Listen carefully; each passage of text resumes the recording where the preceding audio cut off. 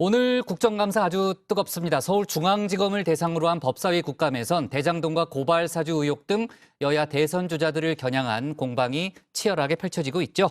자, 그리고 제가 조금 전에 얘기했습니다만 오후에 나왔던 속보죠. 윤석열 전 총장이 지난해 법무부의 정직 2개월 징계가 부당하다고 낸 소송에서 패했습니다.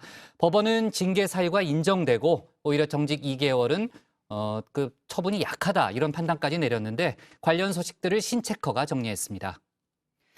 정치부의 시작을 알리는 코너 맞춤형 뉴스 큐레이션 뉴스픽 5입니다.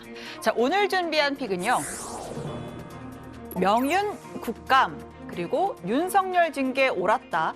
생태탕의 진실은 전세 대출에 차질 없도록 마지막은 미국문 열린답니다.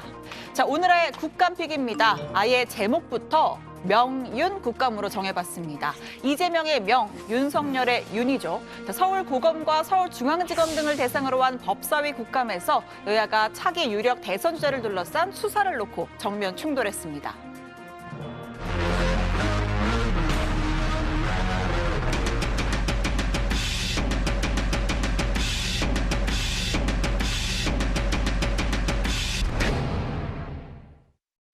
네, 스트리트 우먼 파이터는 저리 가라. 살벌한 기싸움 속에 본격적인 스트릿 국감 파이터가 시작됐습니다. 자, 첫 번째 배틀 주제는 대장동입니다. 화천대유 대주주인 김만배 씨가 언급한 그분의 정체를 놓고 여야가 격돌했습니다. 이 사건이 몸통을 철저히 밝혀야 된다. 이거는 동감하시죠?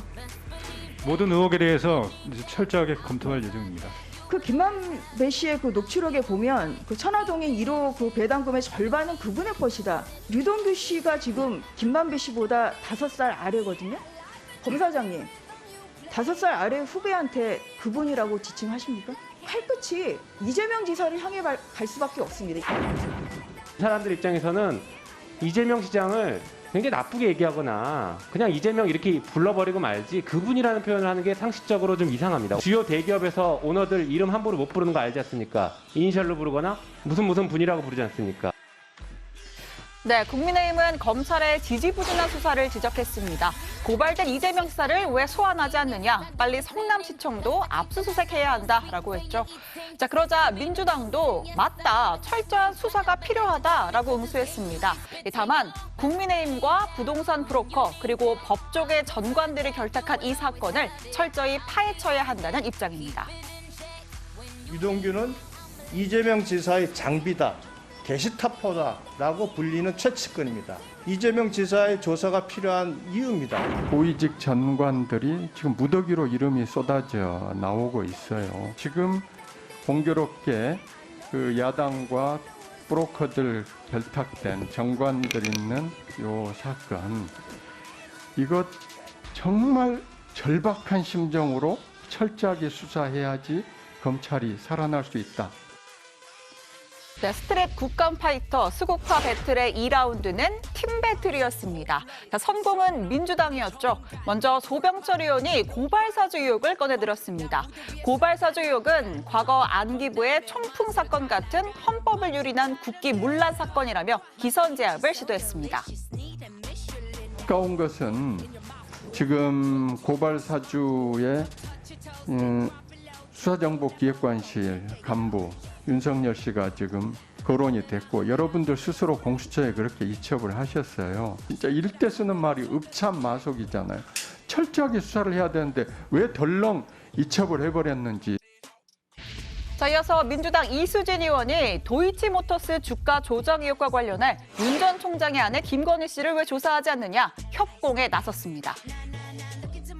지난해 4월에 고발이 있었어요. 윤석열 검찰총장이 물러난 뒤에서야 올 7월에서야 그 증권사들을 압수수색했습니다. 맞죠? 자세한 상황은 좀 말씀드리긴. 하여튼 그랬잖아요. 그건 맞잖아요. 이미 결론이 났어야 되지 않습니까? 주가 조작 사건이 이렇게 쉬운 사건은 아닌 걸로 저도 듣고 있습니다. 자, 그러자 국민의힘 배틀 주제를 다시 대장동으로 돌려놓습니다. 특히 검찰의 수사가 지지부진한 건 수사팀의 소위 친문 검사가 포진해 있기 때문이다. 역공세를 폈는데요. 검사장님들이 좀 국민에게 충성해서 이 자리에 계신 게 아니라 권력에 충성해서 이 자리에 계신 분들이 거의 대부분이기 때문에 굉장히 마음이 무겁습니다. 그동안 국권에서 봉사해온 증인들을 위한 모욕이다 생각하고요. 또 특히 이 자리에는 누가 봐도 소위 친문이라고 하는 사람도 있는데 1년 동안 도대체 살아있는 권력을 겨눈 수사가 뭐가 있습니까? 예, 아니 야당 의원이 국정감사를 하면서 검사를 질타할 수 있는 거죠. 예? 친정권 검사니 친문 검사니 얼마든지 발언할 수 있는 겁니다. 네, 후끈 날아오른 배틀장 분위기, 지금도 4라운드, 5라운드가 계속 이어지고 있습니다. 한편 이정수 서울중앙지검장은 이재명 경기지사도 대장동 의혹 수사 범주에 들어가 있다라고 했는데요. 구체적인 소환 계획 등이 있는지에 대해선 언급하기 부적절하다면서 말을 아꼈습니다. 자, 국감 소식 들어가서 더 전해드리겠습니다. 자, 오늘의 두 번째 픽은 윤석열 징계 옳았다입니다. 자, 윤석열 전 검찰총장이 현직에 있던 지난해 12월 당시 추미애 법무부 장관으로부터 2개월 정직이라는 징계를 받았습니다. 이에 윤 전 총장은 징계가 부당하다라고 소송을 제기했고요. 오늘 그 결과가 나온 겁니다.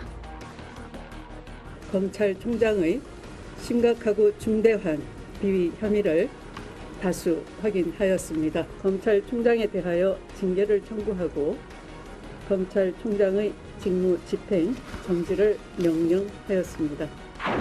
윤석열 검찰총장이 법무부 징계위의 정직 2개월 결정에 대해 곧바로 법적 대응에 나섰습니다. 어젯밤 9시 20분쯤 서울행정법원에 소장을 접수했는데요. 징계 처분을 취소해달라는 소송과 이 소송 결과가 나올 때까지 징계의 효력을 멈춰달라는 집행정지 신청 두 가지 모두 예고했던 그대로입니다. 네, 다시 좀 정리를 해보겠습니다. 이 당시에 법무부는 총 6가지 사유를 들어서 윤 전 총장의 징계를 청구했습니다. 이에 법무부의 징계위원회가 회의를 열고 이른바 판사 사찰 의혹과 채널A 사건 관련 감찰, 그리고 수사 방해, 마지막으로 정치적 중립에 관한 부적절한 언행 등 이 4가지는 징계 사유로 인정이 된다면서 정직 2개월 처분을 내렸던 거죠. 자, 당시 윤 전 총장 측은 즉각 징계 처분을 취소해달라라고 하는 본안 소송과 이 본안 소송의 결과가 나올 때까지 징계 처분을 멈춰달라는 가처분 신청, 이렇게 두 가지를 제기했습니다. 자, 첫 번째는 잘못을 했는지 안 했는지를 따져달라는 거고요. 두 번째는 그 결과가 나오기 전까진 벌을 받지 않게 해달라는 겁니다. 두 번째 결과가 먼저 나왔겠죠. 당시의 법원은 징계위의 절차에 문제가 있고 윤 전 총장에게 회복할 수 없는 손해를 발생시킬 수 있다면서 윤 전 총장의 손을 들어줬습니다. 성탄절 휴일이지만 청와대와 여당 그리고 검찰은 오늘 바쁘게 돌아갔습니다.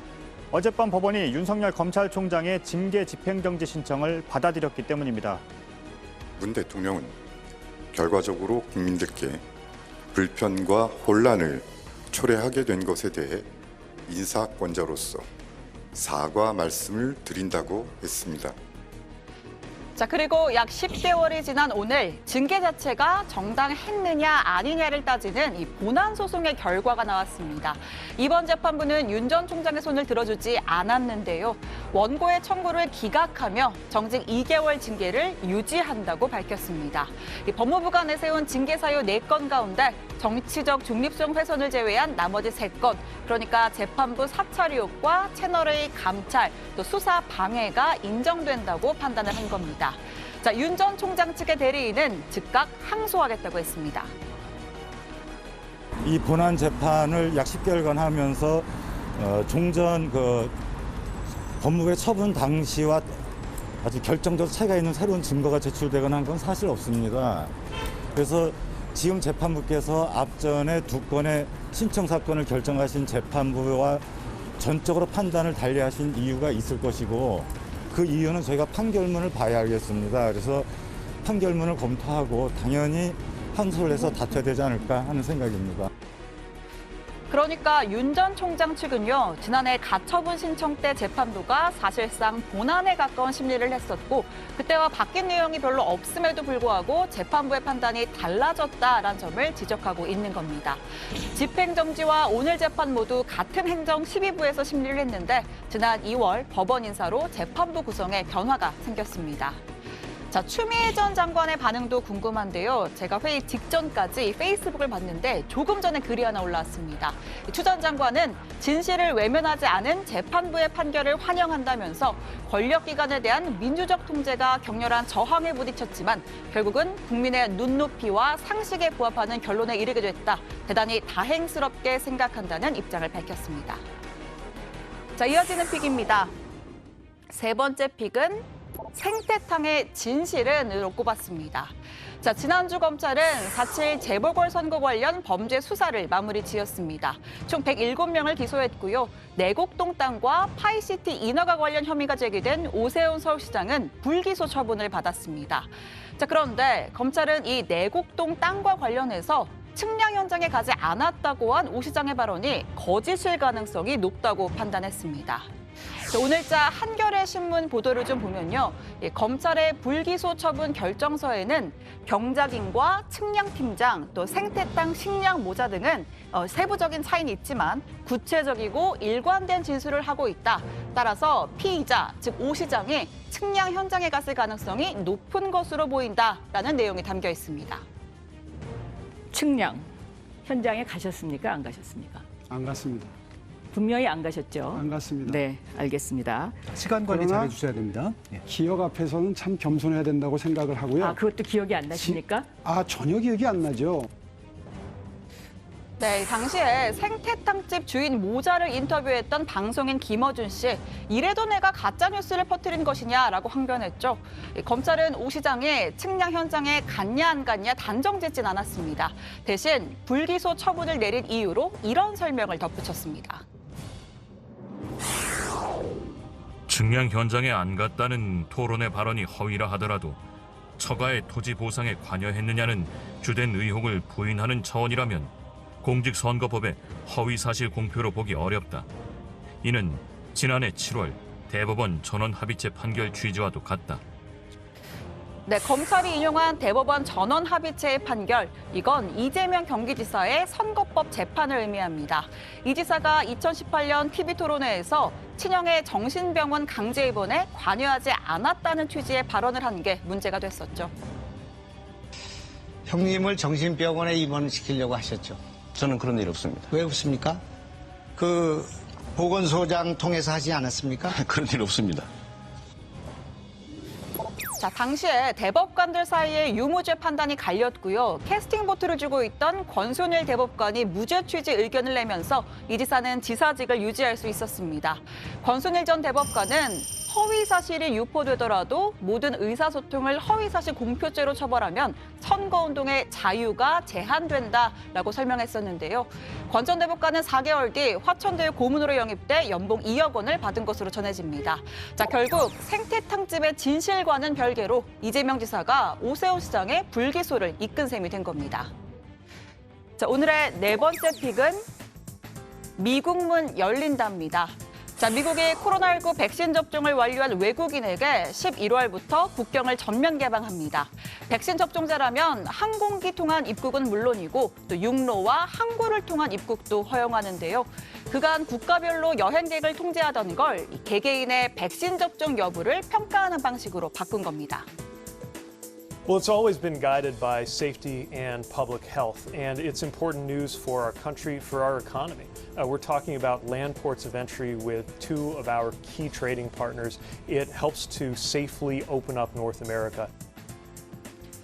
자, 이렇게 세계는 조금씩 코로나 빗장을 풀고 있습니다. 우리나라 역시 사이판에 이어서 싱가포르와도 이 격리 면제 여행 권역, 이른바 트래블 버블을 체결했고요. 대표적인 관광지인 괌과 태국, 또 인도네시아 발리 여행도 가능해졌습니다. 여행과 항공업계에겐 반가운 소식인데요. 어디서든 개인 방역 수칙 철저히 지켜야 한다는 것도 잊지 말아야겠습니다.